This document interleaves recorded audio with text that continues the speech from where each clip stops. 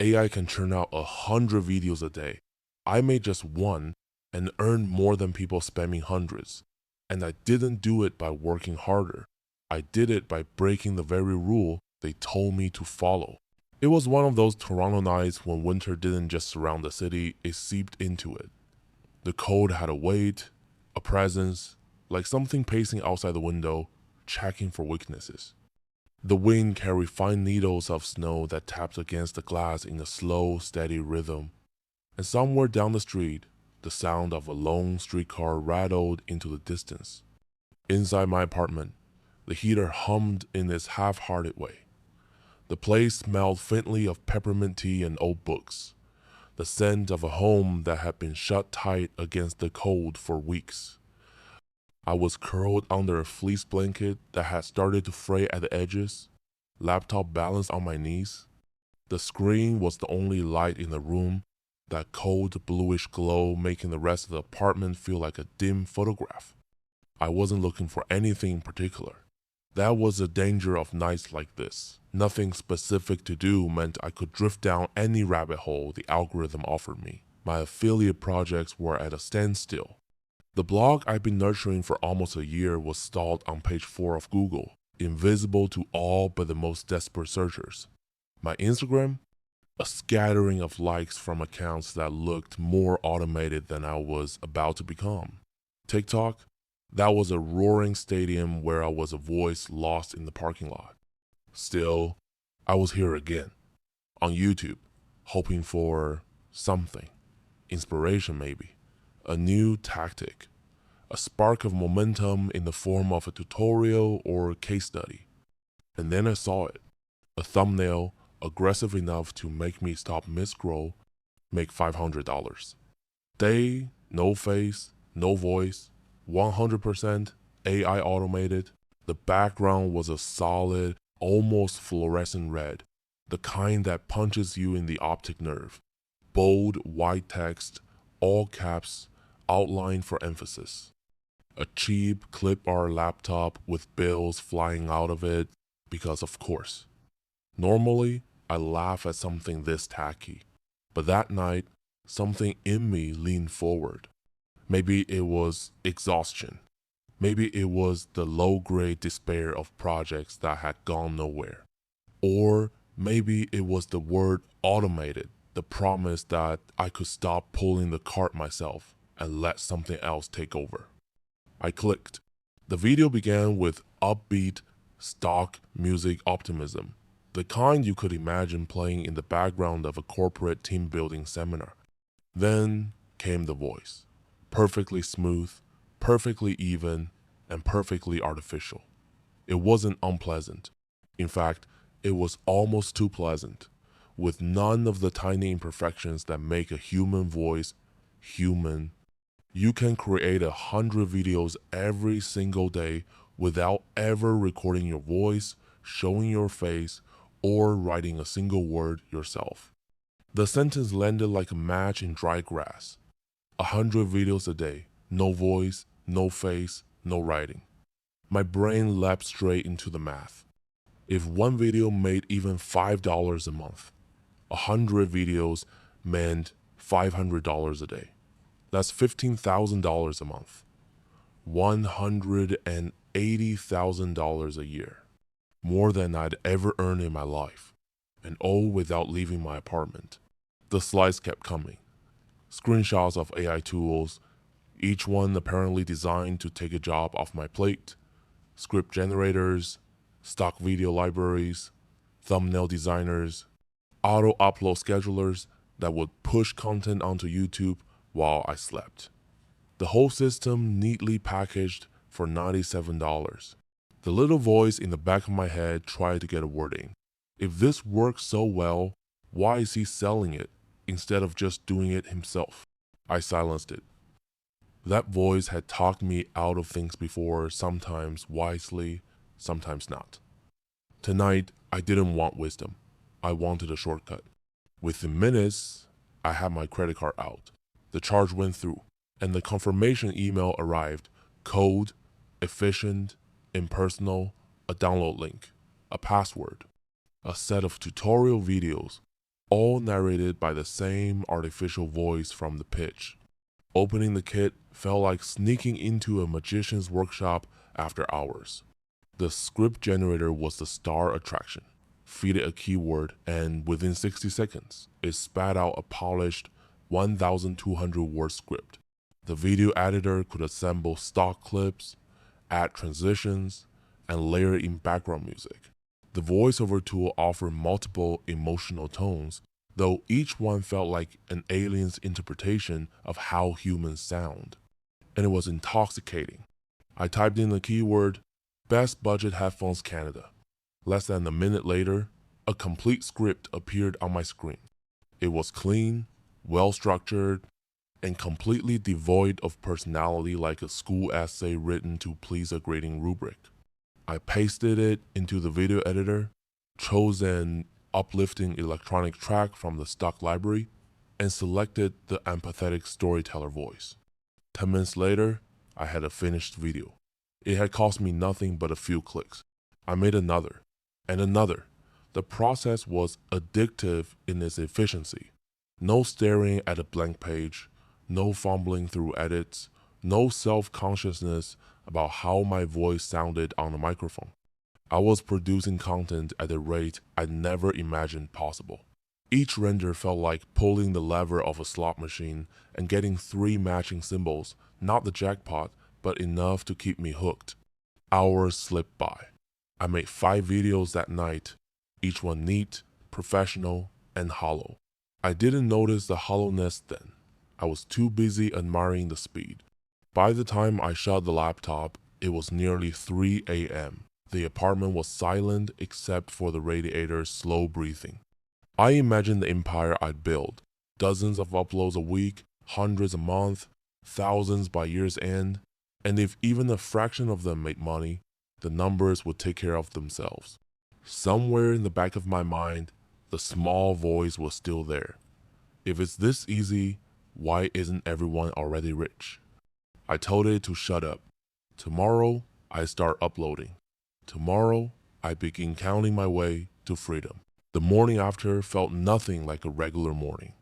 It didn't matter that the sky outside was still the same flat in different gray, or that the wind was slapping the building with the same restless hands. Inside, I was running on the fizz of adrenaline that made the air feel sharper, lighter. I skipped my usual sluggish stumble toward the kettle and instead moved straight to the couch, laptop in tow, like a gambler heading for the tables before the coffee even cools.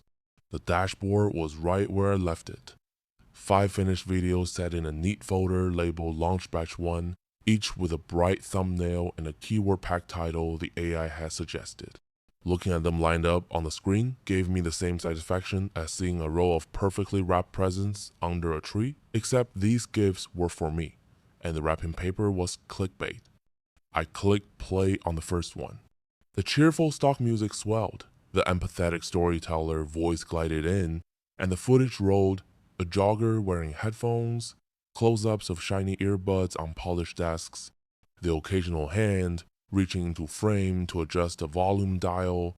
It was clean, professional, lifeless in a way I couldn't quite name yet. But I told myself it didn't matter.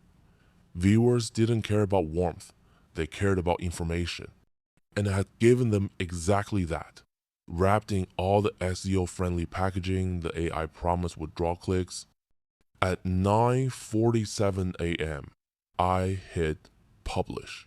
The upload meter crawled across the screen. I filled in the description short, keyword-rich, stuffed with just enough urgency to make a potential viewer feel like they'd miss something if they didn't click. Check the link in the description for today's best deals on budget headphones in Canada. Simple, direct. When it went live, I stared at the analytics screen, refreshing every couple of minutes like a kid pressing the elevator button repeatedly, convinced it would make the thing arrive faster. A single view appeared. I knew it was me. I still counted it. By noon, I'd queued the second video. By 3 p.m., all 5 were live, each spaced a couple of hours apart to game the algorithm the way the tutorial said I should. And then I waited. The waiting was worse than I'd expected. I kept refreshing, bouncing between tabs, pretending to work on other things while really just watching numbers that refused to change. The view counts ticked up in single digits, like drops of water falling into a bucket I was trying to fill fast enough to swim in. By evening, the reality was starting to take shape. Video 1, 3 views. Video 2, 2 views. The others, still 1 view each. I told myself it was early, that the algorithm needed time to find my audience, that patience was part of the process. But deep down, there was an itch I couldn't scratch, the memory of that little voice from last night whispering about how this was supposed to work. Still, I wasn't ready to hear it. Instead, I doubled down. The next day, I woke earlier than I had in months, made coffee, and set out to create more. 5 videos yesterday, why not 7 today? The kit made it so easy. Prompt, script, assemble, render, repeat. There was a rhythm to it that almost felt meditative. The AI never paused to doubt itself. It never stared into space wondering if the phrasing was right. It never questioned whether the product in the review was something it actually used. It just made, and I fed it prompts like I was keeping a fire alive. By the end of the week, I had 27 videos live on the channel. The grid of thumbnails in my Uploads tab was a wall of cheerful colors and bold fonts, each one promising value in as few words as possible. I'd started to believe in my own volume-based fantasy. I pictured the compounding effect. 1 video brings in a trickle of views, 10 videos bring in a stream, 100 videos become a river, unstoppable, carrying affiliate clicks along with it. I imagine looking back 6 months from now at this moment and thinking, that was the week I built the foundation. But in the quiet moments between renders, between uploads, something felt off. I'd watch one of my own videos and feel like I was watching someone else's work. It wasn't just that I hadn't filmed it, it was that I wasn't in it. My voice wasn't there, my quirks, my timing, my sense of humor, none of it had survived the process. It was content, yes, but it wasn't mine. I ignored that thought, just like I'd ignored the small voice before buying the kit. Success was just a matter of scale, I told myself, and I could scale faster than anyone because I had the machine. That night, as I queued another batch for upload the next day, I thought about something the tutorial videos hadn't mentioned: connection. They'd talked about keywords, click-through rates, retention graphs, but nothing about the way a viewer decides in the first 10 seconds whether you are worth listening to. Nothing about the trust that makes someone click a link not because they need the product, but because they believe you wouldn't point them toward garbage. Those thoughts were small, like hairline cracks in the wall you're sure will hold. But they were there.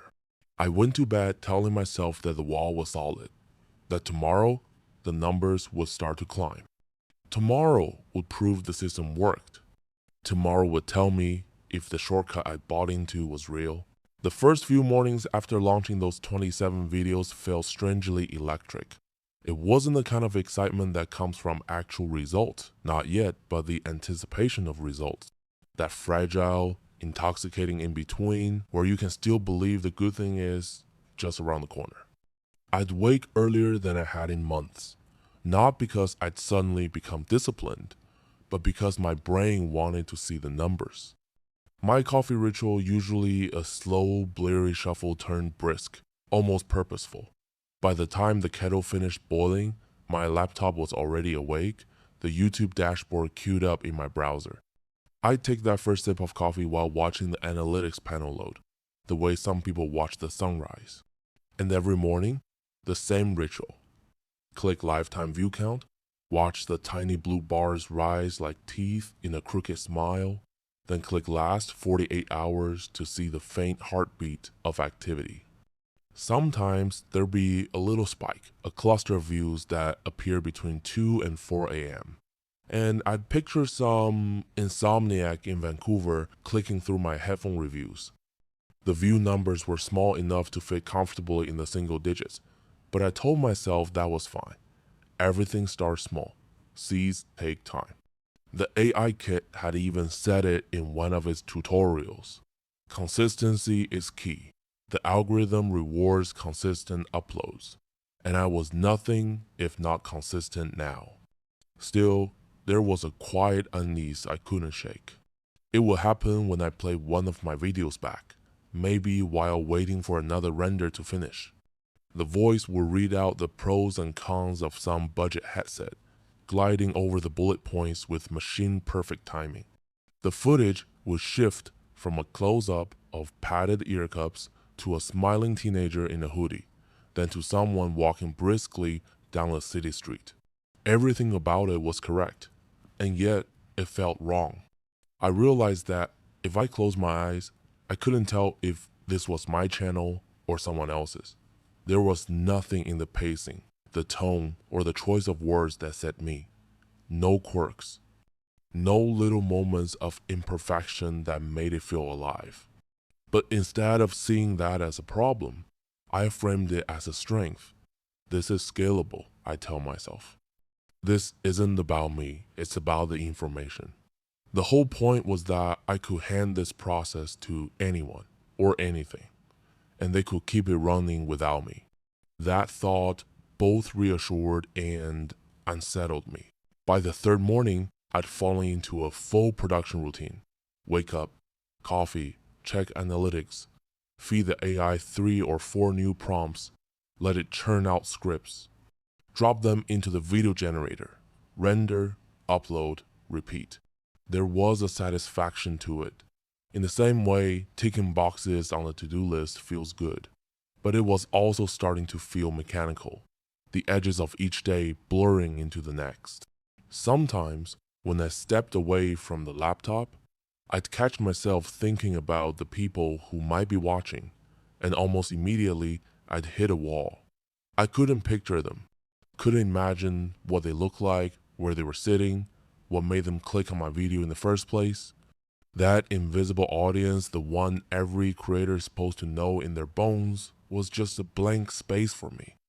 It bothered me more than I admitted. One afternoon, I took a break to run errands.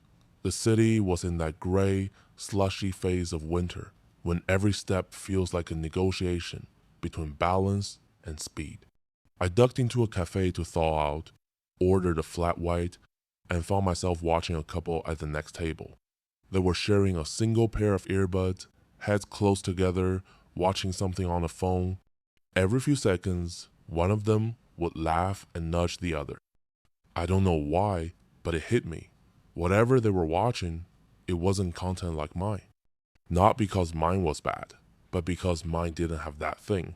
That sense of a person on the other end talking to them, not at them. I shook the thought off quickly, as if I could feel my productivity leaking out through the cracks it was making. Back at home, I doubled my output. If connection wasn't my strong point, maybe volume could be. The logic was simple in my head. If 10 videos a week wasn't enough to trigger the algorithm, then 20 would be. If I couldn't be the most personal channel in my niche, I could at least be the most visible. By the end of week 2, I'd uploaded nearly 50 videos. The channel looked impressive from the outside, an archive of colorful thumbnails and product reviews, all polished, all consistent. And yet, the view counts were stubbornly low. The occasional video would creep into the double digits, but most stayed stuck in the low single digits, like seedlings that had broken the soil but refused to grow. Every time I refreshed the analytics page, that small unease grew a little sharper.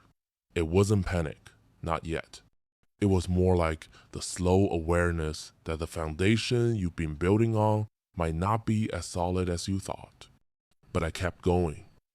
Because when you've invested money, time, and hope into something, stopping feels like the bigger failure. And because the alternative admitting this wasn't working was too heavy to carry just yet, by the end of that second week, I developed a rhythm that looked productive from the outside, but felt strangely hollow from the inside. Mornings were still for the dashboard ritual. Coffee in hand, laptop balanced on my knees, YouTube Studio open in one tab, and the AI toolkit in another. I checked overnight numbers before even opening my email. Sometimes there'll be a small spike, 15 or 20 views across all videos, and I treat it like a sign the tide was turning. Other times, it was a flat line, and I'd quietly tell myself the algorithm was still learning. The truth was, I started to feel like I was living two worlds. In one, I was the disciplined, strategic creator, churning out videos at a rate that would make most solo YouTubers dizzy, armed with a toolkit that could handle every step from idea to publish. In this world, success was inevitable, a simple numbers game that just needed time to play out. In the other world, I was a factory worker on an assembly line I'd built myself, producing a product I wasn't sure anyone wanted, and doing it with the sterile precision of a machine that didn't care if the end result mattered. Those two worlds overlapped in strange ways. When a video cracked 20 or 30 views in its first couple of days, I'd feel a rush small, but enough to keep me hooked. I tell myself the process was working, but when I watched that same video and felt nothing, the wind ran hollow. The hollowness was creeping into other parts of my day too. I'd be in the middle of making lunch and find myself thinking about the faceless voice in my videos, wondering if it was pushing people away. I'd scroll through my own uploads like a stranger browsing a store shelf, trying to imagine which of these I'd pick if I were the customer. The answer was almost always none. It wasn't that the videos were bad. They were fine, competent, but fine isn't the stuff that makes someone click subscribe. Fine doesn't make someone trust you enough to click your affiliate link without second guessing. One afternoon, I tried to shake off the unease by working from a library downtown. I thought maybe a change of scenery would reset my head. Sitting by the window, watching people pass by with steaming cups of coffee, I opened the AI script generator and typed in a new prompt. The script came back in under a minute, perfectly formatted, grammatically flawless, and utterly interchangeable with 100 others I'd already produced. I could feel my shoulders tighten. I knew exactly what the final video would look like before I even dropped it into the editor. The same stock clips, the same cadence, the same safe, forgettable tone. For the first time, I hesitated before clicking generate video. It wasn't burnout, not exactly. It was a creeping realization that I'd built something designed to run without me, and in doing so, I'd erase myself from it entirely. That night, back in my apartment, I sat on the couch with the lights off, the glow of the laptop, the only illumination in the room. I replayed a few of my own videos, one after another, looking for something, anything that felt like me. There wasn't a trace. And yet, I kept uploading, because part of me still clung to the belief that maybe the personal connection didn't matter as much as everyone said. Maybe it really was just about volume and persistence. If I could just keep feeding the machine, maybe it would spit out the results I'd been picturing since that first night. The numbers stayed stubbornly small. The comment section was a ghost town. The affiliate dashboard was untouched. And somewhere deep down, the unease I'd been pushing aside was starting to take root.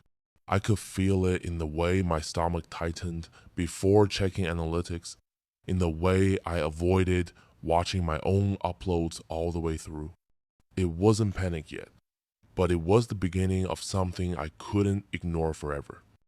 The strange thing was, I didn't tell anyone about any of this. Not friends, not family, not even the couple of acquaintances who knew I started this channel. I didn't want to invite questions I wasn't ready to answer or hear advice I wasn't ready to take. So I did what people often do when they're doubting themselves. I doubled down again. More prompts, more scripts, more videos.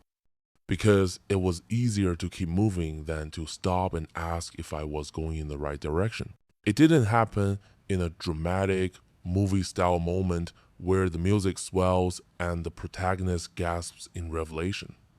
It happened on a Tuesday, a nothing Tuesday. The kind of day that should have been interchangeable with all the others in my new AI creator routine. The air in my apartment was stale from having the windows shut for weeks. My coffee tasted bitter in that way it does when you drink it more out of habit than pleasure. I was wearing the same hoodie I'd thrown on yesterday. The laptop was already warm on my thighs before I even touched it, a reminder that I hadn't really turned it off the night before. I opened YouTube Studio, expecting to see the same familiar pattern. A flat line, maybe a small bump here or there. But what I saw instead was worse.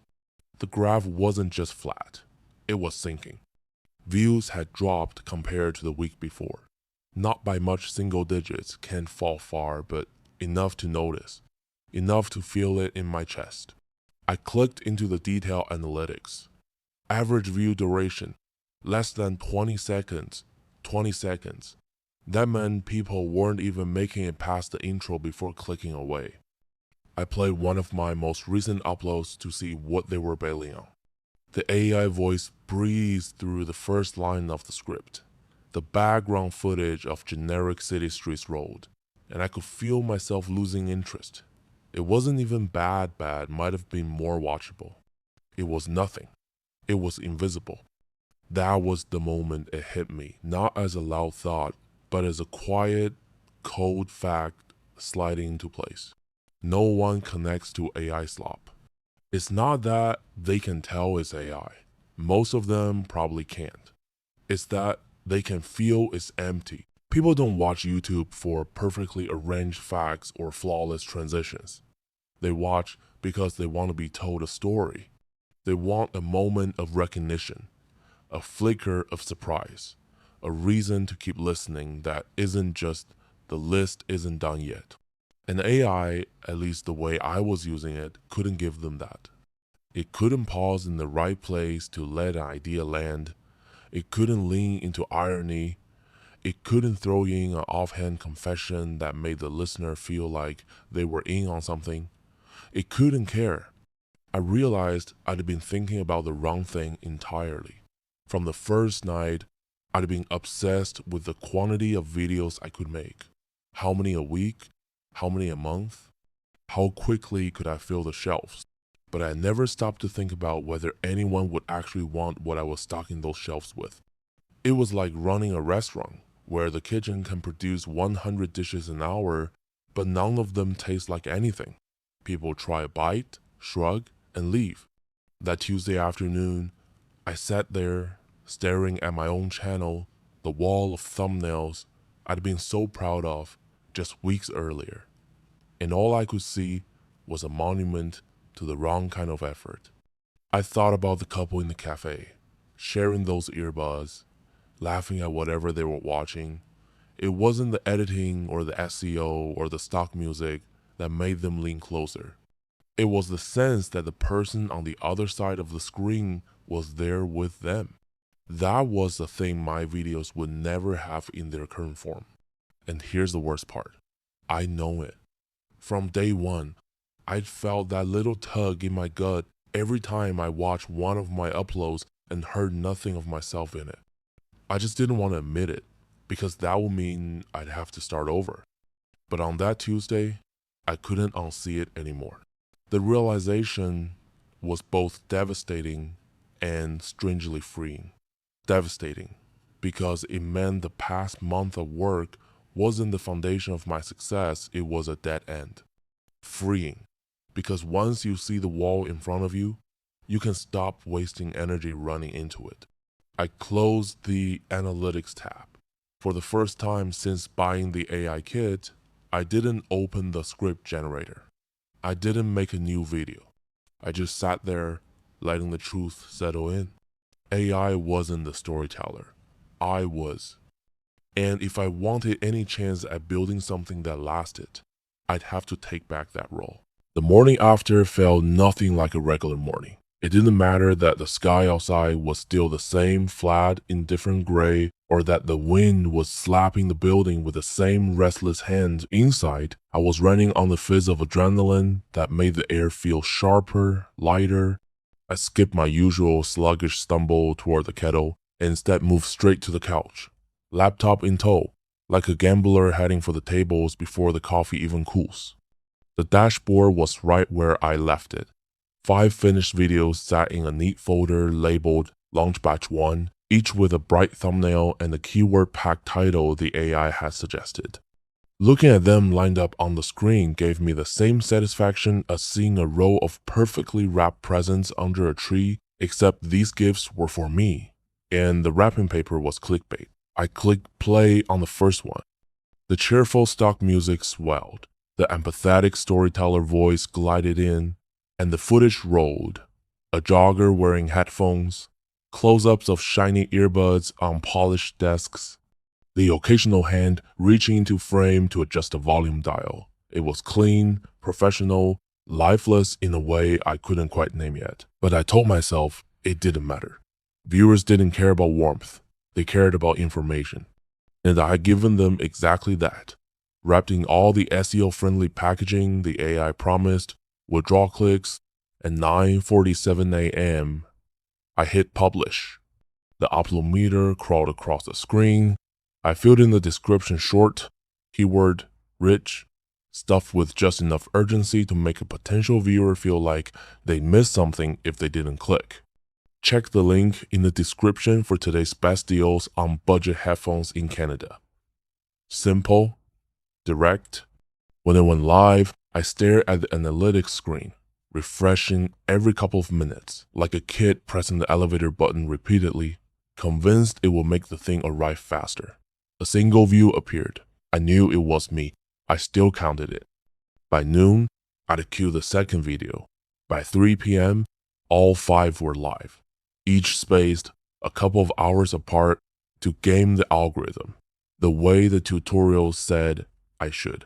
And then I waited. The waiting was worse than I'd expected. I kept refreshing, bouncing between tabs, pretending to work on other things while really just watching numbers that refused to change. The view counts ticked up in single digits, like drops of water falling into a bucket I was trying to fill fast enough to swim in. By evening, the reality was starting to take shape. Video 1, 3 views. Video 2, 2 views. The others, still 1 view each. I told myself it was early, that the algorithm needed time to find my audience, that patience was part of the process. But deep down, there was an itch I couldn't scratch, the memory of that little voice from last night whispering about how this was supposed to work. Still, I wasn't ready to hear it. Instead, I doubled down. The next day, I woke earlier than I had in months, made coffee, and set out to create more. 5 videos yesterday? Why not 7 today? The kit made it so easy. Prompt, script, assemble, render, repeat. There was a rhythm to it that almost felt meditative. The AI never paused to doubt itself. It never stared into space, wondering if the phrasing was right. It never questioned whether the product in the review was something it actually used. It just made, and I fed it prompts like I was keeping a fire alive. By the end of the week, I had 27 videos live on the channel. The grid of thumbnails in my Uploads tab was a wall of cheerful colors and bold fonts, each one promising value in as few words as possible. I'd started to believe in my own volume-based fantasy. I picture the compounding effect. 1 video brings in a trickle of views, 10 videos bring in a stream, 100 videos become a river, unstoppable, carrying affiliate clicks along with it. I imagine looking back 6 months from now at this moment and thinking, that was the week I built the foundation. But in the quiet moments between renders, between uploads, something fell off. I'd watch one of my own videos and feel like I was watching someone else's work. It wasn't just that I hadn't filmed it. It was that I wasn't in it. My voice wasn't there. My quirks, my timing, my sense of humor, none of it has survived the process. It was content, yes, but it wasn't mine. I ignored that thought, just like I'd ignored the small voice before buying the kit. Success was just a matter of scale, I told myself, and I could scale faster than anyone because I had the machine. That night, as I queued another batch for upload the next day, I thought about something the tutorial videos hadn't mentioned: connection. They talked about keywords, click-through rates, retention graphs, but nothing about the way a viewer decides in the first 10 seconds whether you're worth listening to. Nothing about the trust that makes someone click a link not because they need the product, but because they believe you wouldn't point them toward garbage. Those thoughts were small, like hairline cracks in a wall you're sure will hold, but they were there. I went to bed telling myself that the wall was solid, that tomorrow the numbers would start to climb. Tomorrow would prove the system worked. Tomorrow would tell me if the shortcut I'd bought into was real. And then I did something I hadn't done before. I imagined me as the viewer, sitting down at the end of a long day, looking for something worth my attention. Would I click on any of these? The answer, finally, was a clear, unflinching no. That was the moment the pivot became inevitable. I didn't know exactly what better would look like yet, but I knew the direction, away from being a vending machine and toward being a voice worth listening to. And if that meant slowing down, if that meant making one video instead of 100, it would be worth it, as long as that one video mattered. The morning after that, Tuesday, felt different, even before I'd opened my eyes. For the first time in weeks, there wasn't that jittery pull to grab my laptop before my coffee had even finished brewing. I still padded into the kitchen in my socks, still filled the kettle, still waited for the hiss of steam, but the dashboard wasn't waiting for me this time. Instead, I sat at the small table by the window and watched the street. The city was still wearing its winter skin, snow shoved to the edges of the sidewalks, bare branches clawing at the pale sky, the occasional flash of a red toque as someone hurried past. I'd walked through that scene hundreds of times in the last month, but it had always been peripheral, a backdrop to my sprint toward the next upload. Now, it felt like a deliberate pause. When I finally did open the laptop, I didn't go to YouTube Studio. I opened a blank document. Not a prompt field, not a template, just a white page waiting. And I started to write. Not the way I'd been writing for the AI kit, slotting product names into prefab sentences, but the way you write when you're telling a friend about something that actually happened to you. I wrote about the first pair of noise-canceling headphones I'd ever bought, back when I was working a soul-crushing job in a shared office. How I saved up for weeks, walked into the store with a crumpled wad of bills, and the guy at the counter had unboxed them for me right there. How I'd walk home that day with the city noise turned down to a faint hum, like someone had wrapped the whole world in a blanket. It wasn't a review in the traditional sense, it was a story. And for the first time in months, I could hear my own voice in the words. By the time I looked up, an hour had passed. My coffee had gone cold, but I didn't care. That was the first crack in the wall I'd built between myself and the channel. I decided right then, AI could stay, but not as the driver. It could help me pull product specs, generate a skeleton outline, maybe even suggest some background visuals. But the flesh and blood, the stuff people might actually remember, had to come from me. The first test of this new approach was a single video.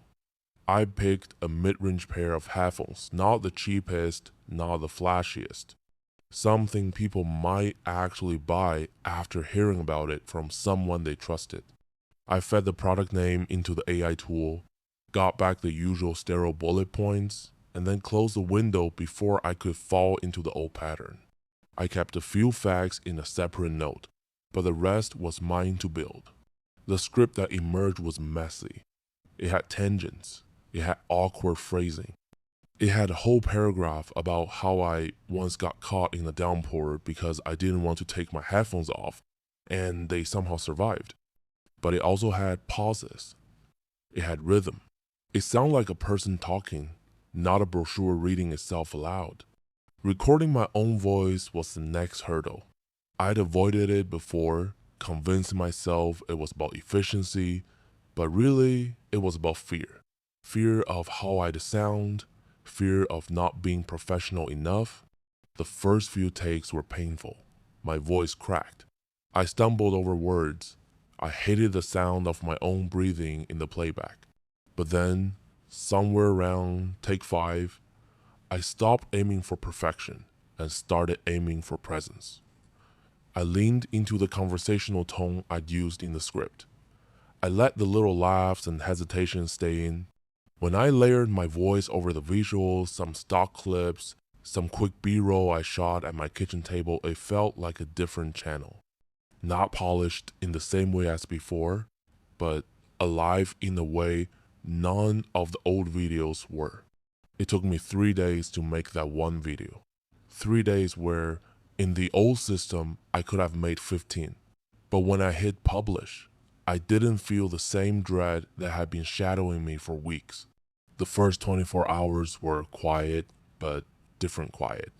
The view count was small, low double digits, but the retention graph told another story. People were watching past the 20-second mark, past the halfway point, some all the way through. On day 3, it happened. A comment, not a bot, not a spam link, a real person. Loved the story about the rain, made me smile. Thinking of getting these now. It was one line. Probably took them less than a minute to type, but I read it 5 times. That one comment did more for my motivation than the 50 videos I'd uploaded before it combined, because it meant someone had heard me. That was the first proof that this new direction, slower, messier, more personal, wasn't just a self-indulgent experiment. It was a path toward the thing I'd been missing all along. And for the first time, I started thinking about my audience not as a faceless mass to capture, but as individuals I could talk to. That shift would change everything. That one comment was like a small ember in the cold. It didn't light up the whole room, but it was enough to make me lean in, cup my hands around it, and see if I could coax it into a flame. I rewatched the headphone video 3 times that night, not out of vanity, but to study what had made it different. It wasn't just my voice. It was the way the story slipped in alongside the facts, like a friend telling you about their weekend and, oh, by the way, here's something I think you'd like. The recommendation didn't feel like a transaction. It felt like a gift. That was the feeling I wanted to bottle.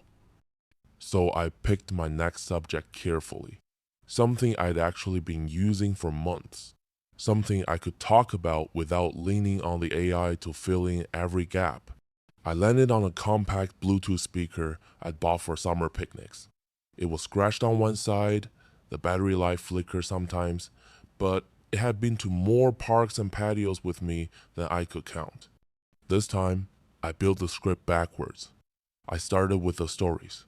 The time it got splashed with beer at a Canada Day barbecue and kept playing. The afternoon I used it as a makeshift pillow on a beach towel. Only after those stories were in place did I layer in the specs and features the AI pulled for me. The process took longer than I'd expected. Slower work has its own rhythm, you can't force it the way you can force a listicle, but there was a satisfaction in shaping something by hand, knowing it wouldn't exist in quite this form without me. When it came time to record a voiceover, I didn't rehearse as much as before. I wanted the words to feel lived in, not rehearsed.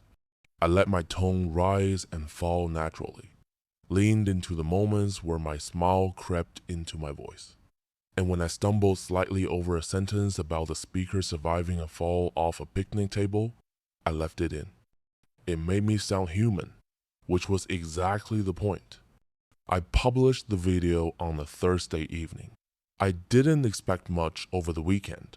that had been my dead zone in the old system. But this time, something strange happened. By Saturday morning, the view count was higher than the headphone video's first week total. Not by thousands, but enough to notice. More importantly, the retention graph showed that people weren't just clicking, they were staying. 70% made it past the halfway point. Nearly half watched to the end. And then came the comments. The first one was from someone in Vancouver. "This is exactly the kind of review I like. Feels like you actually own the thing." The second, "The picnic table story had me laughing. Subscribed." By Sunday night, I'd hit a dozen real comments. No bots, no spam, actual people taking a moment out of their day to say, "I heard you." It hit me then that I'd been measuring the wrong things all along. Before, I'd been obsessed with volume and impressions. Now, my metric was simpler. Did someone care enough to talk back? That shift changed how I planned my next steps. I stopped setting weekly upload quotas. Instead, I gave myself deadlines based on completeness, not speed. If the story wasn't ready, the video could wait. I also started keeping a small notebook in my pocket, not for keywords or SEO tips, but for moments. Things I noticed in everyday life that could become the bones of a story. A stranger at the bus stop humming along to music on teeny earbuds, a shop owner turning their sign to closed but still letting one last customer in. These weren't content ideas in the traditional sense. They were reminders that life was full of hooks if you paid attention. AI still had a place in this process, but it was firmly in the background.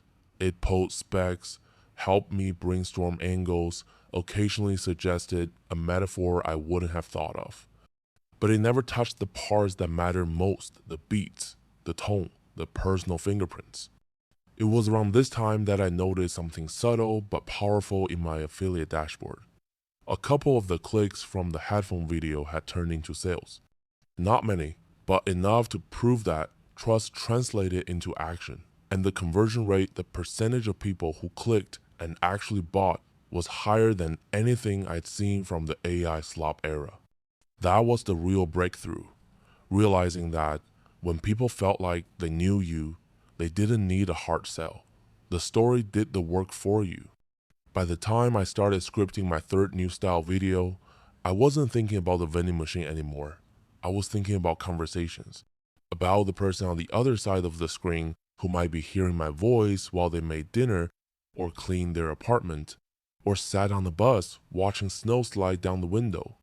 I was thinking about the cafe couple again, and how maybe, just maybe, if they stumbled across one of my videos now, they'd lean in instead of scrolling past. And that thought, that image was enough to keep the ember burning. I used to think results meant one thing, money. That's what the AI slop crowd sold me in those flashy ads. The promise that if you just pumped enough content into the system, the payout would follow. But when the first wave of results came in from my new approach, I realized I'd been wrong. It started small, almost too small to notice.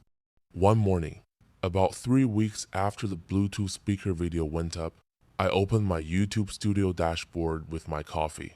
Something I'd stopped doing compulsively, but still enjoyed on certain days. I wasn't expecting a spike, but there it was. A view graph that didn't just plateau and die.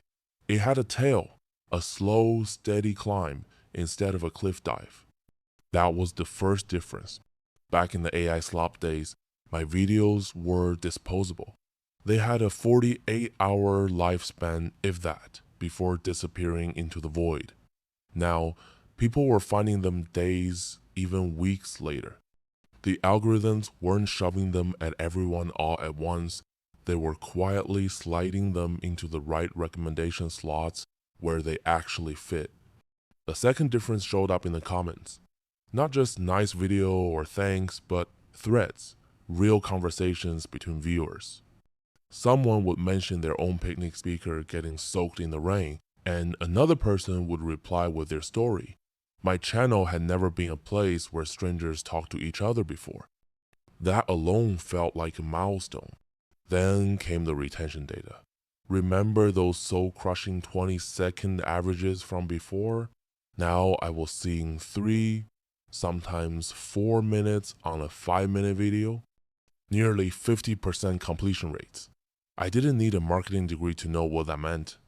People weren't just clicking, they were listening. It wasn't just the audience that was changing. I was changing too.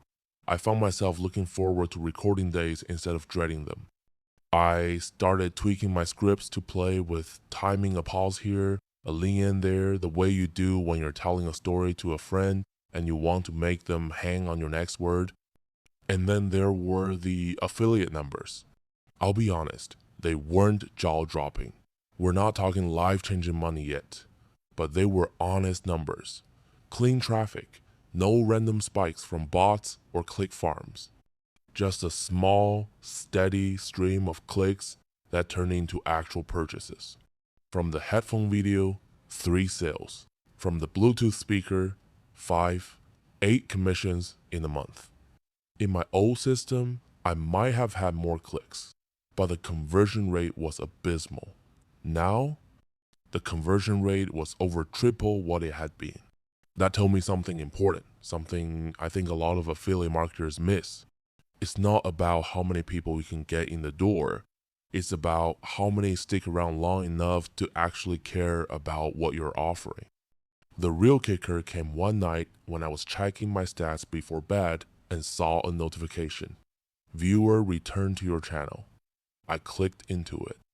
It wasn't a fluke. Over 20% of my recent viewers were coming back for a second or third video. That was new territory for me. AI slop had never brought people back. It couldn't. There was nothing to come back for. But now there was a through line, a voice they recognized, a style they liked. One comment in particular still sticks with me. It was under the speaker video. "Man, I was just here last week for your headphone review. Didn't think I'd care about a speaker, but I stayed for the story." That right there, that's the difference. They stayed for me, not just the product. And that's when it really hit me. The result wasn't just the commission payouts or the higher retention rates or the bump in subscribers. The real result was that I had stopped feeling invisible. The channel wasn't a machine anymore. It was a conversation. Of course, none of this meant I'd cracked the code entirely. Growth was still slow, and I knew I was playing the long game now. But that ember from the first real comment, it had grown into something steadier, something warm enough to work by. Once I got over the thrill of seeing higher retention graphs and that first trickle of affiliate commissions, I started digging deeper. I wanted to understand why this was working, not just bask in the fact that it was. I went into the analytics like a detective. I compared the headphone video, the Bluetooth speaker video, and one of my old AI slop uploads. The difference was glaring. The AI slop video had hundreds more impressions, but almost nobody clicked. The click-through rate barely scratched 1.5%. The other two, hovering between 4% and 6%. That's not viral territory, but in affiliate marketing, that's gold. It told me the thumbnails were working better, yes, but more than that, it told me the title story combo was resonating. People could feel there was a human behind it. The more interesting discovery came when I looked at traffic sources. In the AI slop era, almost all my views came from the short shelf or random bursts from YouTube pushing my videos to people who had no interest in them. Now, most of the traffic was coming from suggested videos, meaning my stuff was sitting next to other creators' work in the same niche. That was the algorithm's way of saying, you belong here. And then there was the affiliate dashboard. One Monday morning, I opened it to find something I hadn't seen before, a higher value commission. Someone had bought a premium pair of headphones through my link, $300 worth. That single sale earned me more than all the smaller commissions combined that month. I knew instantly it had come from the headphone video because I hadn't linked that product anywhere else. I couldn't help wondering who it was. Was it the guy from Vancouver? The person who laughed at the picnic table story? Whoever they were, they hadn't just clicked impulsively. They made a considered purchase. And that only happens when there's trust. That sale shifted my perspective on small numbers. Before, I'd been thinking in terms of volume, more views, more clicks, more everything. Now, I saw the other side, that sometimes fewer but deeper connections can outweigh a flood of shallow ones. The trust factor kept popping up in ways I didn't expect. Viewers began leaving comments asking for my opinion on products I hadn't even mentioned.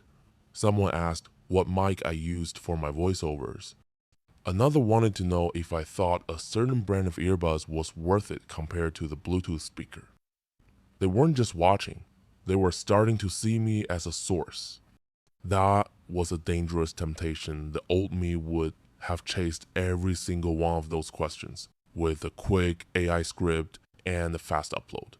But I resisted. I wrote them all down in my notebook, deciding I'd only make videos when I had something worth saying. One of the biggest surprises came when a viewer emailed me directly. I'd forgotten my email was even in the channel's About section, but there it was. The email was short. Hey, I don't know if you take suggestions, but I think you'd really enjoy reviewing this portable turntable I found. You have a way of making product reviews not feel like reviews. Thanks for that. I read that line, not feel like reviews, over and over. It was exactly what I'd been aiming for, and now it was coming back to me in someone else's words. By this point, I had a handful of returning viewers I could actually recognize by their usernames. They show up in comments within hours of a new upload. Sometimes they joke back and forth with me, sometimes they share their own little stories. It felt weirdly intimate for something happening through a screen. And then there was a moment I realized my videos were starting to sell without selling. It was a Friday night, and I just published a video about a mid-range webcam, nothing glamorous, just a solid, reliable model. I told a story about setting it up backwards once during a Zoom call, which got a couple of laughs in the comments. 2 days later, I checked my affiliate dashboard, 4 webcam sales, no push, no buy now before it's gone, no discount codes flashing on the screen, just the story, a link in the description, and trust. That's when it clicked. The audience wasn't buying the product first, they were buying me first. The product was just the thing I happened to be holding when we were talking. And that was the kind of result no AI slop channel could fake. By the end of that month, I sat down with my notebook and wrote a single sentence at the top of a fresh page. The money is proof, but the connection is the result. That line became my filter for everything I made after. If a video couldn't offer connection, it wasn't worth the upload, no matter how optimized the AI script looked. The ember from that first real comment was now a steady flame. Small, yes, but enough to keep me warm through the long game ahead. If you've ever sat at your desk late at night, staring at a half-finished project, wondering if you're the only one who doesn't get it, I know exactly what that feels like. I've been there in that weird, restless space between excitement and dread. Excitement because you think you've found the shortcut, the thing that's going to finally work. Dread because, deep down, you're not sure it's real. When I bought that first AI video kit, I thought I was stepping into a new life. I picture myself cranking out videos while my coffee was still hot, watching views climb while I took long walks by the lake. I imagined that neat, tidy line between effort and reward put in prompts. Get out profit. But here's the part I didn't want to admit at the time. I wasn't chasing freedom. I was chasing disappearance. I wanted the work to happen without me. No voice, no face, no fingerprints. And the cruel joke is that I got exactly what I asked for. A channel without me in it. Invisible. That's why, when I look back now, the real turning point wasn't when the numbers started to climb again. It was when I stopped trying to vanish. If you've ever looked at your own work and thought, I wouldn't watch this, you know the sting. It's worse than bad analytics, worse than a low commission payout, because it's proof that somewhere along the way, you stopped caring enough to make something you stand behind. That was me. And maybe that's you right now. Maybe you've been riding the same treadmill, more uploads, more automation, more of that gnawing feeling that none of it is yours. Maybe you've been telling yourself it's just a phase, that once you scale enough, you'll start making the kind of videos you actually like. But here's the truth I wish someone had told me. Scaling garbage just gives you more garbage. I don't mean that harshly. I mean it in the way a friend would, the kind of friend who's been through the same wall and knows exactly how solid it feels. You can't AI your way out of being absent from your own work. You can only decide to show up. For me, showing up meant putting my own voice in the videos. Not because I think I have the best voice, but because it's mine. It meant telling stories I couldn't hand off to a bot. It meant slowing down enough to make something worth keeping. And yeah, AI is still here in the process. I'm not pretending I handcraft every pixel from scratch, but now it's a tool in my hand, not a wall between me and whoever's on the other side of the screen. If you've been feeling that same itch that need to make your channel feel like yours again, I want you to know you're not crazy and you're not alone. I've seen what happens when you stop hiding behind the automation and start letting people actually hear you. The funny part? That's when the money starts to mean something. Not because it's huge rising yet, but because it's connected to work that feels like it matters. Every commission has a story now. I can picture the person on the other side of the click. And if you're reading this, wondering how to even start untangling yourself from the AI slop trap, I'd say start smaller than you think. Pick one video. Make it in a way you'd be proud to show your best friend. Use the tools, sure, but don't let them use you. That's all I did. One video, then another. And now, this channel feels alive in a way I forgot was possible. When I tell people I still use AI in my videos, some of them look at me like I'm contradicting myself. Like I've betrayed this whole make it yours philosophy I've been talking about. But here's the thing, the problem was never AI itself. It was how I let it replace me instead of support me. The AI I use now is the same one I started with. Same interface, same basic functions. The difference is that back then, I threw it the keys and let it drive my whole channel into the ditch. Now, it's just another passenger. Sometimes it reads the map, sometimes it hands me a snack, but it never touches the wheel. For example, when I start a new video today, I still feed the AI a basic outline request, product features, common questions, maybe a few alternative angles. That gives me raw material to work with. But before I write a single line of my script, I take a beat and ask myself, what's my story here? Because the facts alone aren't what people remember. The picnic table instant with the Bluetooth speaker, that's what sold those units, not the battery life or the Bluetooth range. The story made them feel something. The specs just gave them permission to buy. Once I've got my story, AI becomes my assistant again. Need a metaphor to compare sound quality? It'll spit out 10, and maybe I'll use one. Need a quick fact check on whether the latest version is waterproof? Done in seconds. But the heartbeat of the video, the thing you can't find anywhere else, that still comes from me. And here's why I recommend starting with a free version of the tool if you've never tried it. You don't need every bell and whistle to make this shift. You just need to see how it fits into your process. If you jump straight into the pro tier, you risk falling back into the old trap of letting it do everything for you. That's not the point. The point is to find that sweet spot where AI takes the heavy lifting off your plate so you can put your time and energy into the parts no algorithm can fake. Your pacing, your tone, your weird little side stories. The things that make people comment. I stayed for the story. If you've been where I was, drowning in your own uploads, wondering why no one cares, this is the way out. Not a magic button, not a passive income while you sleep fantasy, just a process that keeps you in the frame, even if your face never appears. I'm not here to hard sell you. I don't believe in it anymore.